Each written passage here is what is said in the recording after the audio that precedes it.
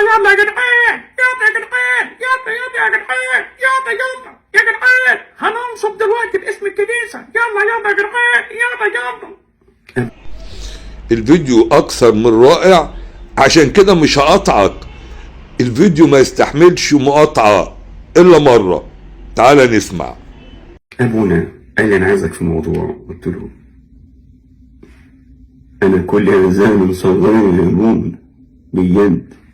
موقف انا شخصي، انا قال لي بص يا رفيق، احنا عايزين نشهر الكنيسه. قال لي عايزين كده يبقى يجي علينا افواج كده جوه الكنيسه، والناس تبقى زحمه، والعدد يزيد في الليمون جوه الكنيسه. فقلت له ايه؟ ايوه يعني هنعمل ايه بالظبط يعني؟ قال لي بص، انت هتجيب كشاف كاميرا فلاش، حاجه كده قويه جدا جدا، بحيث انك هنجيب ناس ونصلي جوه الكنيسه واحنا طافيين الشموع قدام صوره معينه. مش عايز اقول اسم، لان اذا قلت اسم الصوره هيتعرف اسم الكنيسه. كويس. قلت له كشاف. بامانه انا غبي مش فاهم، لا افهم. قال لي يا دي، قال لي افهم، احنا بنصلي، احنا نولع الشموع ونطفي نور الكنيسه، وانت بقى بحاجه قويه جدا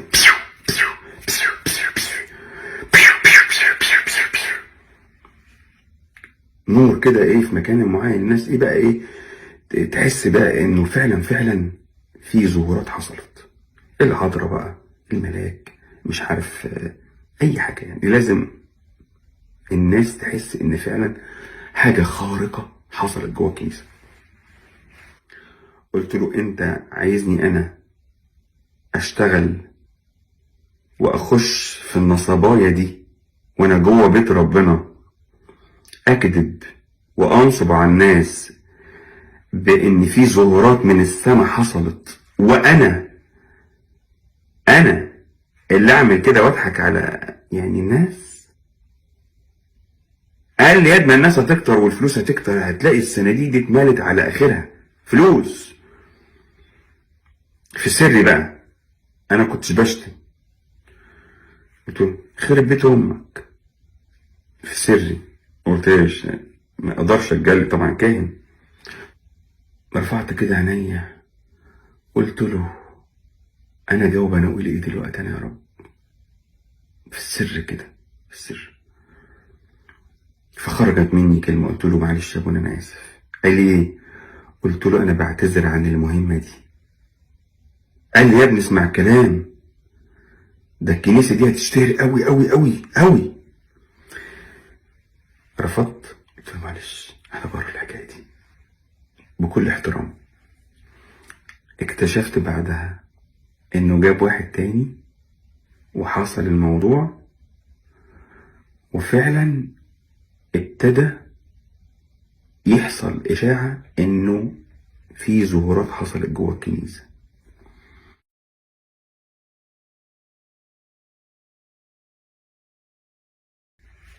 زي ما بيقولوا ايه، اخواتنا وحبايبنا المسلمين. طب انت اكبر مني وراجل كبير في السن، طب انت عقلك عشان هو كاهن تنصاع اليه من غير ما تقول لأ؟ ليه؟ ده احنا فعلا بابل الزانية، احنا كنيستنا الارثوذكسية بابل الزانية. ويعلم المسيح كمان مرة حصلت كتير جدا في مصر، وكنايس جوه محافظة الجيزة، عشان انا من محافظة الجيزة، كتير وكهنة معروفين جدا جدا، وبيلبسوا لي كده ايه شال على طول، عمر ما يعني ما بيحبش يلبس عمة. واحد منهم انا اعرفه، وبعكاز واحد منهم في كنيسة اخرى. مش هطول عليك في التعليق ده، بس لاحظ ان رفيق بيحكي عن تجربة شخصية حصلت ليه بالفعل، ومن المرات القليلة اللي بيبدأ يدي ترميحات عشان دماغك تروح هو قصد مين ان لم ينطق الاسم يعني محددا. وخلي تعليقنا في الاخر. وكل واحد ماسك كنيسة بيحاولوا بالإجبار يعملوا بوشنج لله إن هنا في معجزة، غصب عن الله هنعمل معجزة. ليه يا ابن النصابة انت وهو من الكهنة؟ ما انتوا كده نصابين. انا اسف ان انا بشتم كده، مش تربيتي، بس خلاص زهقت.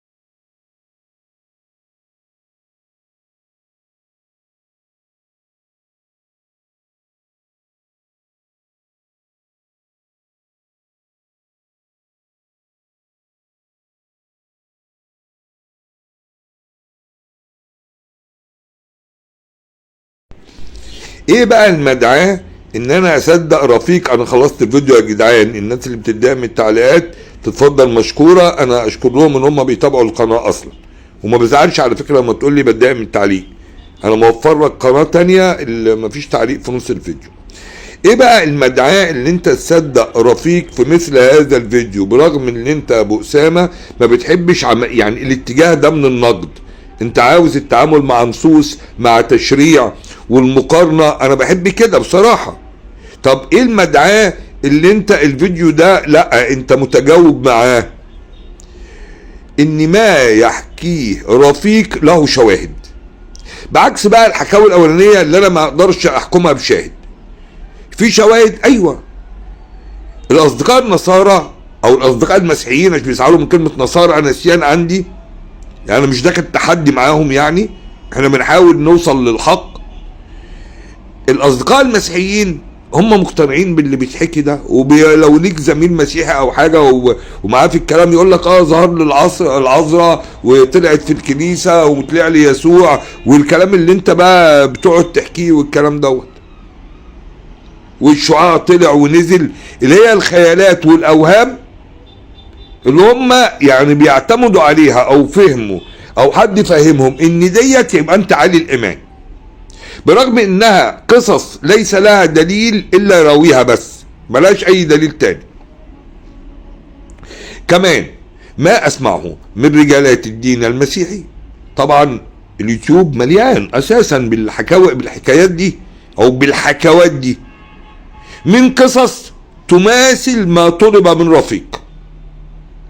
انا سمعت قصة وهي موجودة على اليوتيوب، يعني يقول لك ان الشرطة مسكت حرامية ومقطعين واحد حتت في شنطة العربية، فالشرطة شكت في الناس بتفتح العربية، لقوا صوت في شنطة العربية، بتفتح شنطة العربية لقيت صوت من جوه الشنطة بيقول لهم ما تفتحوش، ده صوت العذراء.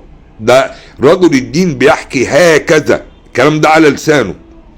وبعدين لما فتحوها لقوا الراجل اللي كان متقطع حتت ده متخيط، كله متخيط ماشي، وناقص غرزة واحدة، خدوه المستشفى، مش عارف وخدوه على غرزة ليه، مش فاهمها دي. واحد تاني يقول لك ان ولا كان بيقع من رجل دين بيحكي هكذا. وفي واحد اسمه ابراهيم، مش عارف، انا مش بحب اسخر من حد بس هم مش عارف مسمينه ابراهيم هبده، بيقع من فوق، يعني من اخر دور، وبعدين جت العذراء شقطته. ايه يا جدع ده؟ غير الظهارات بقى اللي يعني اللي بيقولوا عليها والحاجات دي. واحنا شفنا عادل اللي كان مشلول وطلع مش مشلول وقام مشي، وشفنا رجل الدين مكاري يونان والتمثيليات، وواحد اسمه ابراهيم سعيد ابراهيم حاجه زي كده هوت. فكل هذه قصص بتحكى، طبعا قصص لا توافق عقلا، لا تناسب وجدانا، ليس عليها شاهد الا قائلها. فكل هذا يخليني اصدق رفيق او اميل لتصديق رفيق في هذا الفيديو. يعني خليني اقول ما هو انا شايف الكلام دوت يعني. وضيف الى هذا يعني الكثير. على فكرة برضو عشان يعني ما تفكرش ان احنا دايما بنتجه للمسيحيين بالنقد، هي المشكلة ان هذا يرتجب جلبا للمال، ودي الاضافة اللي اضافها رفيق. يعني الاول كنت بقول هما بيعملوا كده تثبيت للعقيدة اللي يعني مش ثابتة بصراحة. لا، رفيق بيقول لك لا الناس هتيجي ونكسب فلوس كتير. لكن عموما يعني في بعض ما يدعوا الاسلام وهي طوائف وفرق خارجة عن الاسلام، طبعا اكيد احنا عندنا الاسلام، القرآن الكريم، السنة الشريفة، السلف. شكرا يا حبيب قلبي، بعد كده مش عاوز منك حاجة، هو ده اسلامي. واحد يقول لك لا اصل انا اتهكت ومش عارف ايه، اصل احنا في عصر. اقول لك يعني انت عاوز تفهمني ان ربنا مش عارف ان في عصر جديد؟ قرآن الدين اكتمل، شكرا على كده. انا بطبق ديني بهذه الطريقة، القرآن الكريم، السنة النبوية، ما ورد عن السلف. اي حاجة ترتكب مخالف لهذا ده من عندك مش من عند الدين. لكن بعض الفرق اللي بتدعي عن الاسلام بيقعد يعمل لك كده، قاعد يقول لك تعالى نروح لشيخ فلاني وما هو بشيخ الا اذا كان الشيخ كبير في السن، يعني ماشي يمسح على راسك يطلع لك شعر. يعني ازاي يعني؟ هو ده ايه ده؟ ولا نروح نعمل لك عمل على ظهر جمل وكلام بقول لك يعني انا مش عارف احنا عايشين في القرن يعني ده ازاي وفي انسان بيصدق هذا. واعمل لك مش عارف حجاب حطه تحت الباب وحاجات غريبة الشكل والالوان، يعني شعارات بقى الميكروباصات دي ولا التوك توك، ماشي. فهذا الاتجاهات اصلا لافساد الدين. تعال بقى النقطة التانية، رجالات الدين اللي بتحكي في الكلام ده انا عاوز اسألهم سؤال، يعني هل مثل هذه القصص والحكاوات جاية في الكتاب المقدس؟ يعني اصحاب يسوع الناس اللي امنوا بيه انتوا احسن منهم؟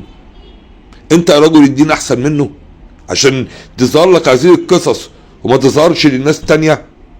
انت مدعي انت مش احسن منهم، مستحيل يعني. فيعني ده نقد برضه موجه لمثل هذه القصص، يعني الا اذا كان الغرض منهم زي ما انا قلت تثبيت العقيدة اللي ما فيش تشريع بيثبتها، او زي ما قال رفيق جلبا للمال. يعني جلبا للمال، انا مش عاوز اقول نفس الكلمة اللي قالها النظم باسم الكنيسة، كلام بقول لك ما يخشش العقل. طب هل في نوع تاني؟ ايوه طبعا. ليه ما يكونش استجلاب النفوس والعقول بتشريع جوه الكتاب المقدس؟ يعني انا مثلا الشيخ بيستجلب قلبي وعقلي وجداني بآية بتشريع الحكمة منها، مش ده ادعى لتثبيت العقيدة؟ ده بصراحة اللي انا شايفه المفروض يتعمل. بس بقى انت ما تعرفش داخل نوايا الناس. يعني موضوع الفلوس ده اللي قاله رفيق يعني ما عرفش شغل دماغي شوية كده في اتجاهات متعددة. الحمد لله على نعمة الإسلام وكفى بها نعمة. اللهم صل وسلم وبارك على سيدنا محمد. اللهم اهد قومي فإنهم لا يعلمون. السلام عليكم ورحمة الله وبركاته.